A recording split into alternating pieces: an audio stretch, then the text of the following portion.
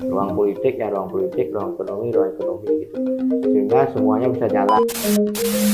Dari sektor apapun bermasalah, perbankan pasti berpengaruh karena di sini lembaga intermediasi. Di BPR Padma tentu dalam menjalankan bisnisnya ini ya selalu optimis, selalu bergerak sesuai dengan kemampuan dan kemampuan. Haji Sudibyo Bincang.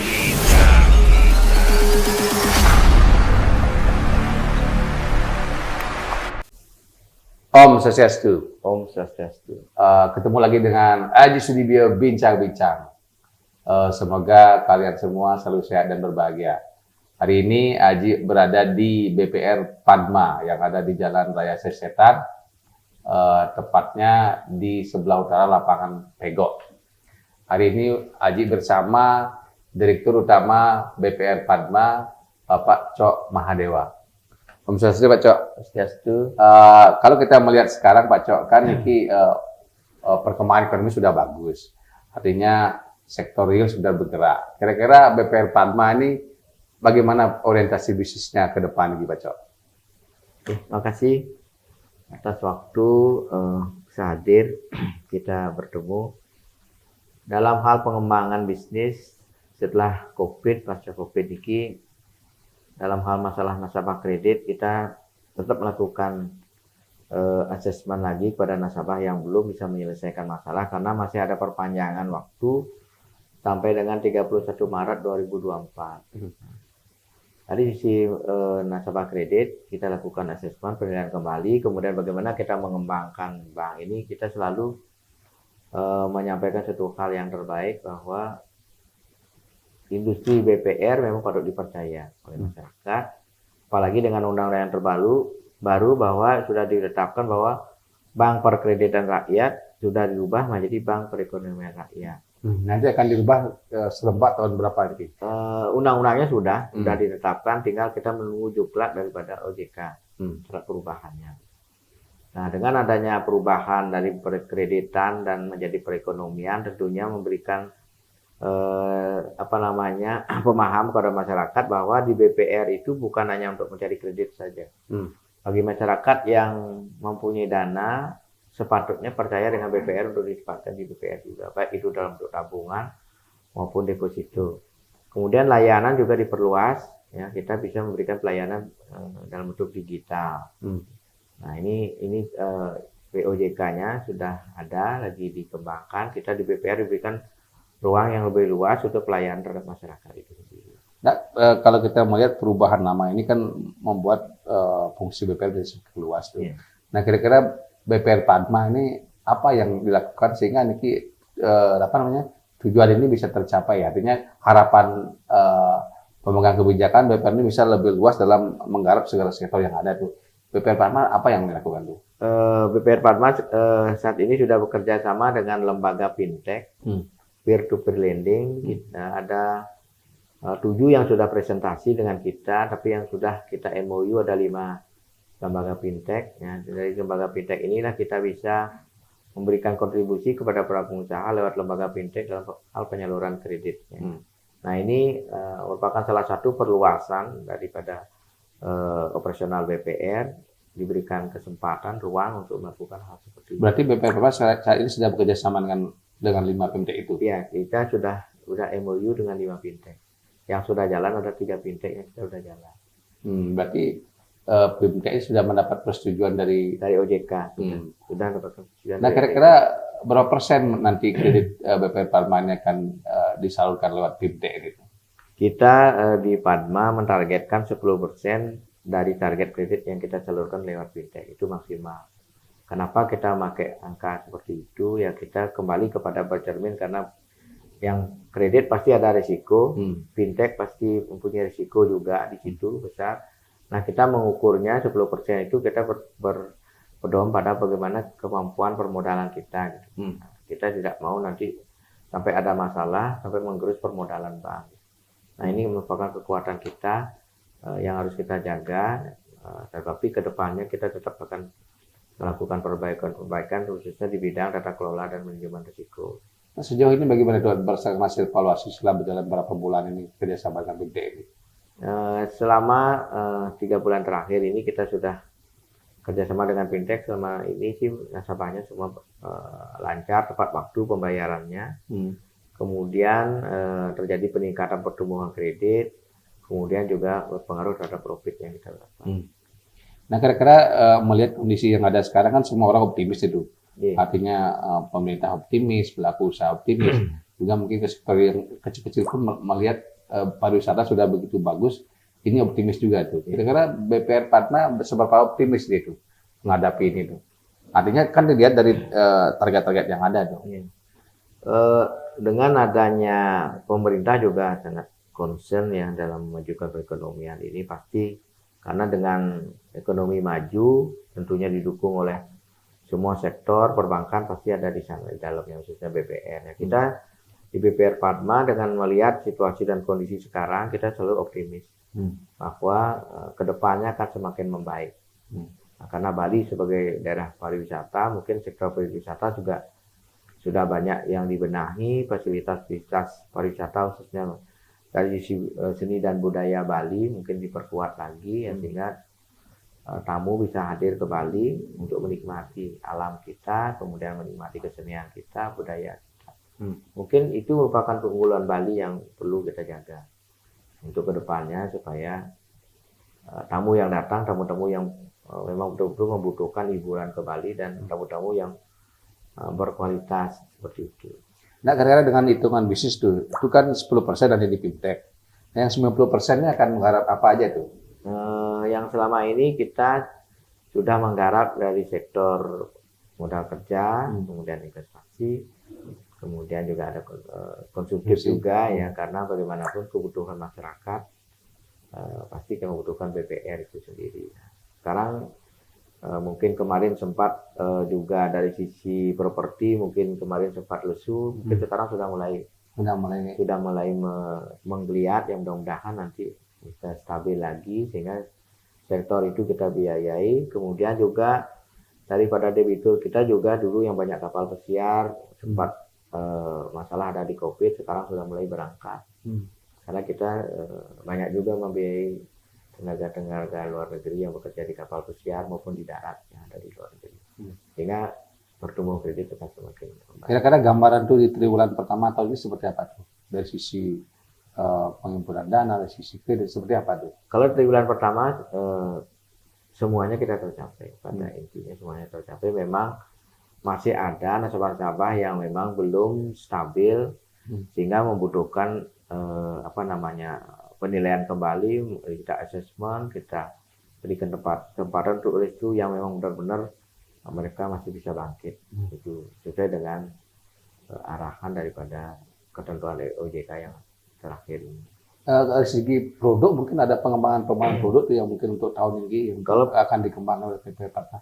Kalau produk tidak, kita memodifikasi produk-produk lagi, meningkatkan kualitas produk itu sendiri. Itu yang mungkin yang kita kembangkan ya, seperti mungkin deposito. Kita sekarang dana kita memang cukup banyak ya, karena memang kredit belum bisa maksimal kita salurkan. Jadi mungkin karena dana ini masih banyak, kira-kira apa yang mungkin dilakukan tuh dengan kalau terlalu banyak dana itu kan juga nggak bagus tuh. Nah, kira-kira apa yang mungkin akan diarahkan 3 bulan ke depan mungkin? Memang jangka pendek ini memang kita lebih ke fintech, fintech ya, dana-dana yang idle, karena dana-dana ini mungkin bersifat jangka pendek juga ya, tabungan itu kita biayai juga kredit fintech yang berjangka pendek 1 sampai 3 bulan. Itu ya kan. Nah, ini bisnis ini kan terkait dengan kebijakan juga, berarti kebijakan perusahaan sudah. Sekarang kebijakan yang mungkin harapan di BPR Padma, mungkin harapan BPR secara umum mungkin, sehingga bisa lebih menggerakkan bisnis BPR ini ke depan seperti apa nih?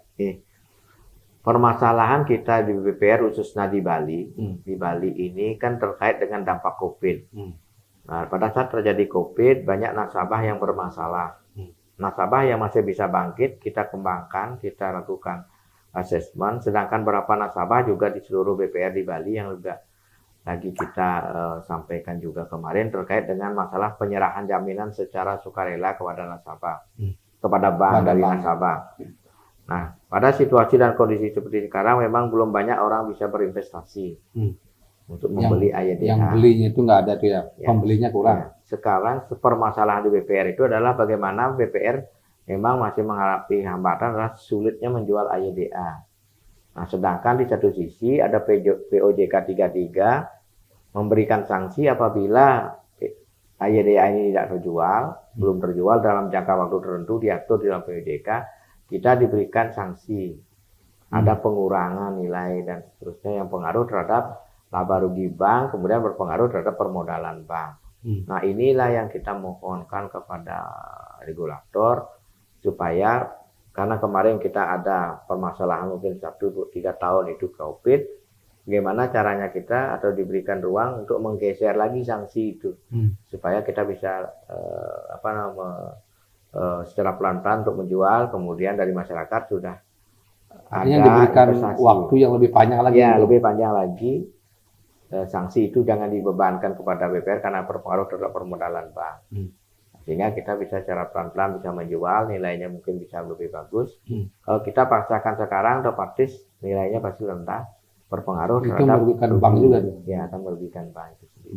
Itu harapannya sehingga OJK bisa memberi kebijaksanaan dulu. Kebijakan, Tuh. ya. Sejauh ini bagaimana tuh artinya dari sisi kredit macet, nah apakah sudah ada penurunan yang cukup signifikan tuh dari sisi, karena ekonomi sudah bergerak kan kemampuan bayar sudah ada tuh.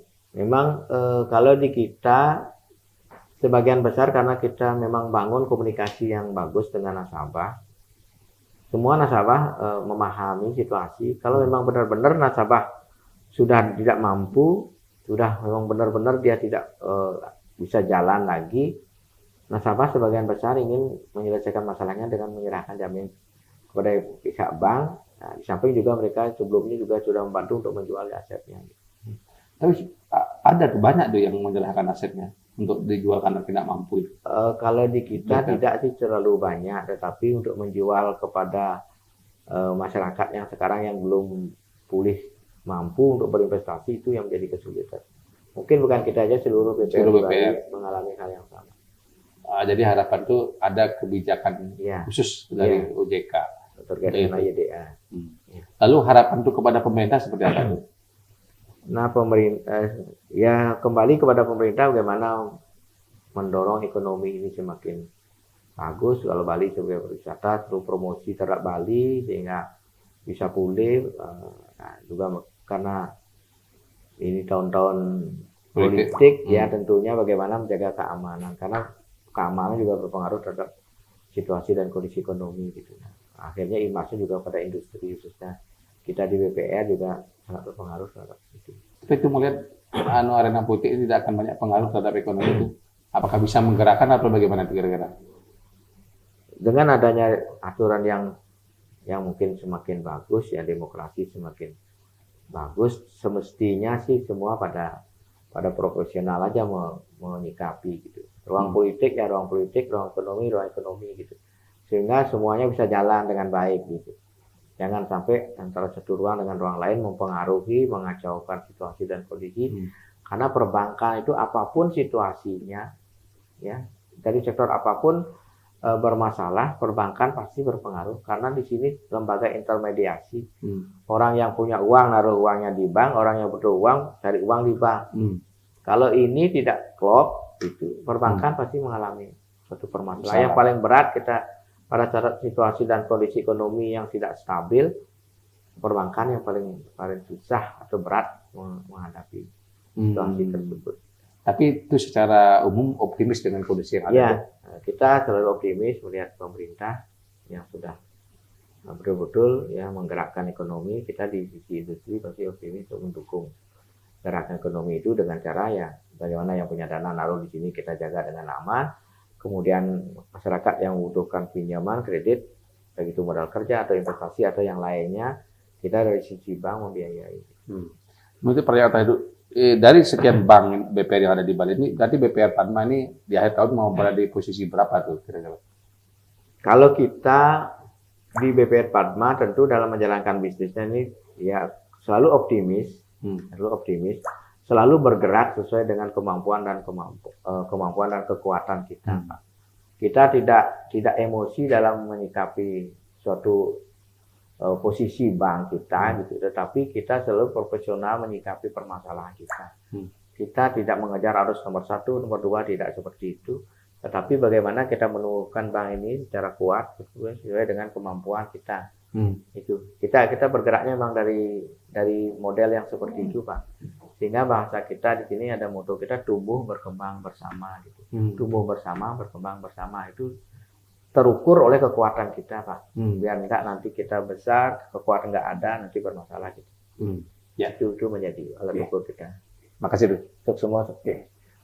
Pemirsa, Semeton, sahabat Ajus di Bincang-Bincang dimanapun berada, tadi sudah kita jelas dengar bagaimana BPR Padma ke depan dan produk-produk apa yang ditawarkan dan kebijakan apa yang dilakukan untuk meningkatkan bisnis daripada BPR Padma. Seperti diketahui bahwa BPR Padma ini tidak ingin menjadi BPR yang mungkin paling besar, tapi berusaha untuk menjadi BPR yang tangguh, kuat, dan mungkin sehat. Demikian itu dari Aji kita bentuk Pramu Santi. Om Santi, Santi, Santi, Om. Haji Sudibyo Bincang.